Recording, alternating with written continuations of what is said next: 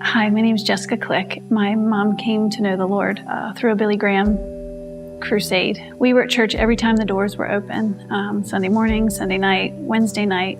But I can remember a turning point one night is when I came downstairs and my father wasn't home, and he was in a fight, and he got thrown in jail. And so through that, it came out that my father had a drinking problem and that he was a drug addict. I started just questioning everything. This is what Christianity is. This is what Christians do. I started to question God and looked for love in all the wrong places. So that led to a string of relationships that were based purely on the physical. Happened to get a job at a place where a young man named Tim Click was working, and started out just hanging out. The relationship was a good friendship.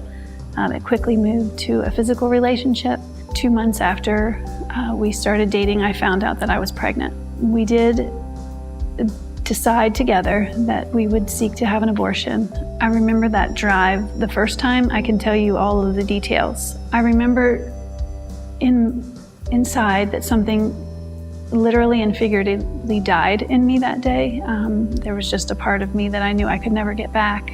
Tim and I are still dating, but I was pretty sure that I deserved for him to leave me because I thought that I was a monster. We did remain together.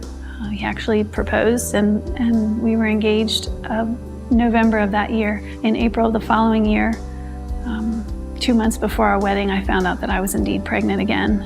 This time I just made the appointment without even thinking. I don't remember anything about the second time.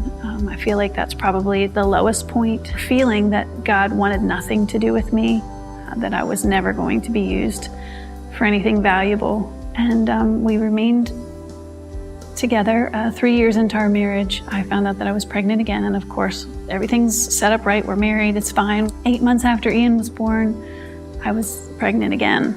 Isaac is our second son, and he was born early, and I thought, well, this is it. This is God. He's going to take this baby, and I deserve that. He was fine. He spent 9 days at the NICU, and he was fine. So it was about when they were 3 years old, my husband and I decided that we should take the kids to church. It just so happens that the first Sunday back, there was a couple standing on the platform, and she went on to share, and her testimony was she grew up in church, she knew all the right answers, turned her back on the Lord, and had 2 abortions. So she talked about over the years she thought that she was fine, but she had gone through a Forgiven and Set Free Bible study, and she now knew that she was free. And there was something inside of me that was craving that.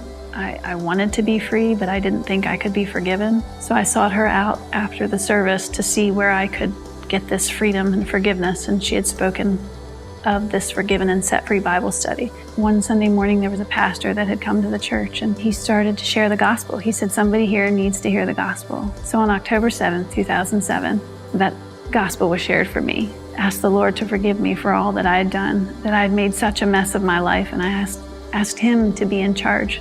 I never wished or thought that a part of my life would involve abortion, but I know that God has used that, whether it's there at the pregnancy center counseling young girls who are seeking abortion, or sharing a testimony in a church or a youth group, just to have people come up and say, you know what, I'm hiding this sin, I'm struggling with this sin, and it's through that God has shown off, that he's shown his glory, that nothing's too big that he can't forgive. And I know that through that, Tim and I came to Christ, and I'd like to believe that one day I'll be able to hold my children in heaven.